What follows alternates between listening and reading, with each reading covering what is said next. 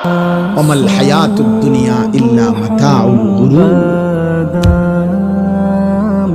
আল্লাহ বলছে, বান্দা দুনিয়ার জীবন ধোঁকা।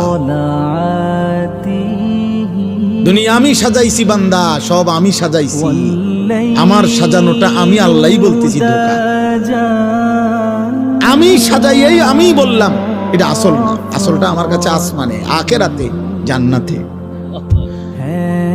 زين للناس حب الشهوات من النساء والبنين والقناطير المقنطرة من الذهب والفضة والخيل المصومة والأنعام والحرث।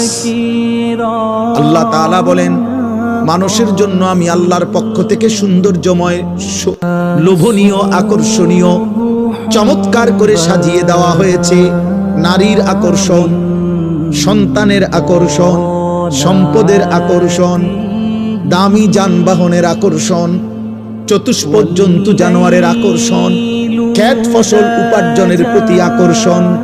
আল্লাহ বলেন এটা আমি আমার পক্ষ থেকে সাজিয়ে দিয়েছি। কিন্তু আমি আল্লাহই বলতেছি, যালিকা মাতাউল হায়াতিদ দুনিয়া।